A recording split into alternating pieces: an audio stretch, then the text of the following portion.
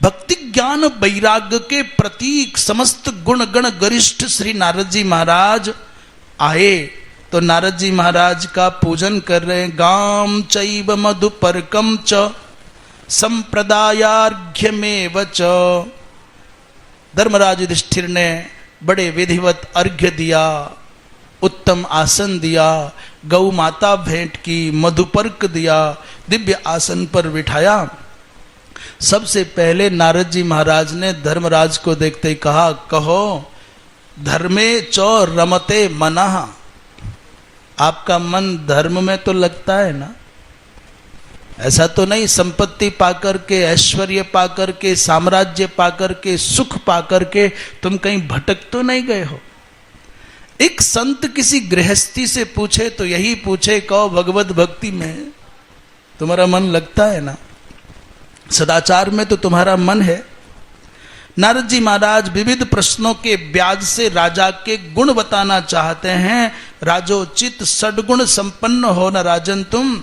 गुण क्या? बोले वक्तृता, प्रगल्भता, तर्क शक्ति, स्मृतिवान, भविष्य दृष्टा, नीतिज्ञ। क्या तुम 7 उपायों तथा 14 व्यक्तियों पर सर्वदा दृष्टि रखते हो ना? जो राजा चाहता है कि मेरा साम्राज्य समृद्ध रहे, सुरक्षित रहे, संपन्नता के साथ मेरी प्रजा आनंद पूर्वक रह सके, उसको क्या करना चाहिए? सर्वदा मंत्र, औषधि, इंद्रजाल, साम, दान, दंड भेद, इन पर सूक्ष्म दृष्टि रखनी चाहिए। इन 7 उपायों का आश्रय लेना चाहिए। और 14 स्थल अधिकारी कौन? बोले देश, दुर्ग, रथ, हाथी, घोड़े, सूर सैनिक अधिकारी, अंतपुर, अन्न का विभाग, गणना, शास्त्र, लेख्य और धनबल, इन सब का ध्यान रखना चाहिए। स्वामी, मंत्री, मित्र, कोष, राष्ट्र, दुर्ग, सेना, पुरवासी, दुर्गाध्यक्ष, बलाध्यक्ष, धर्माध्यक्ष, सेनापति, पुरोहित, वैद्य, ज्योतिषी, इन पर भी सर्वदा चौकन्नी दृष्टि राजा को रखनी चाहिए।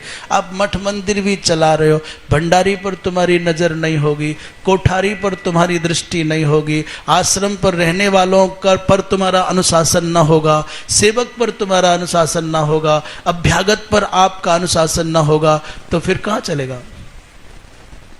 पूज्य हैं, पूज्यों की दृष्टि से उनकी उपस्थिति का लाभ संस्थान को मिले। जिनके द्वारा तुम शासित हो, जिनके अनुशासन में हो, उनका भी आदर करो, और जो तुम्हारे द्वारा अनुशासित हैं उनका भी प्रीति पूर्वक, आदर पूर्वक उन पर नियंत्रण होना चाहिए। बुद्धिमानी है। वृंदावन विहारी लाल की। बढ़िया बात कही राजन। अपनी सेना के सैनिकों को समय पर वेतन देते हो कि नहीं देते?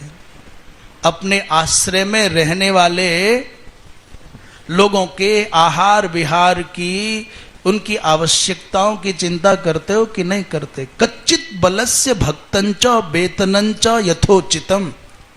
देखो, तुमने अपनी सेना को समय पर दक्षिणा नहीं दी ना, तो सैनिक टूट जाएंगे, सेवक भाग जाएंगे।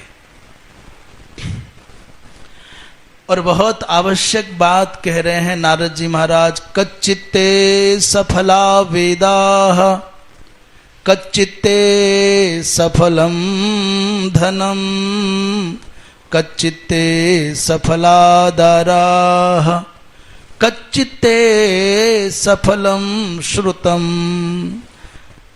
महाराज, आपके वेद आपने पढ़ा है तो आपके वेद तो सफल हुए ना। आपके पास जो धन संपत्ति भगवत कृपा से प्राप्त हुई है वो सफल हुई ना। और आपका विवाह हुआ है तो आपका विवाह होना, पाणिग्रहण करना, भार्या का पाना सफल हुआ कि नहीं? और कच्चित्ते सफलम श्रुतम, आपने वेदाध्ययन किया, वो सफल हुआ कि नहीं हुआ? सार्थक हुआ कि नहीं? इतना परिश्रम किया वेद पढ़ने में, इतना परिश्रम किया आपने धनार्जन करने में, पत्नी प्राप्त करने में, सब सफलता है ना। धर्मराज ने पूछा, भगवान कैसे पता चले कि सफल है कि नहीं? कथम वही सफला वेदाः कथम वही सफलम धनम, धन की सफलता कैसे मानी जाए और वेद पढ़ना सफल कैसे माना जाए, और कथम वही सफला दाराः, पत्नी प्राप्त करने की सफलता का सूत्र क्या है। और श्रुत माने विद्या प्राप्त करने का, ज्ञान प्राप्त करने की सफलता किस में है, ये ध्यान देने की बात है। पहला प्रश्न है कच्चित्ते सफला वेदाः, कहो आपका वेद पढ़ना सफल हुआ। उत्तर दे रहे अग्निहोत्र फलाः वेदाः, आपने वेद पढ़े हैं तो क्या आपके घर अग्निहोत्र होता है? आप अग्निहोत्र करते हैं? क्योंकि वेद पढ़ा तो अग्निहोत्र करना ही चाहिए, और यदि अग्निहोत्र नहीं करते तो फिर वेद पढ़ना आपका सार्थक नहीं हुआ। दूसरा दत्त भुक्त फलम धनम, यदि आपके पास में धन है तो उस धन का पहला सदुपयोग है दान कर दो, और दूसरा सदुपयोग है अपने जीवन में अपनी आवश्यकताओं को उत्तम प्रकार से निभाओ। दत्त भुक्त फलम धनम, दान दिया गया, दे दिया गया। मुझे पता है मैंने गाय के लिए दिया, यज्ञ के लिए दिया, किसी तपस्वी ब्राह्मण को दिया, माने मेरा धन सार्थक हो गया। आज मेरे पास 10,000 रुपए, मैंने खीर बनाई और खिला दी, सबसे उत्कृष्ट कोटि का बैंक है, और धरे रहो तो उसका क्या लाभ है?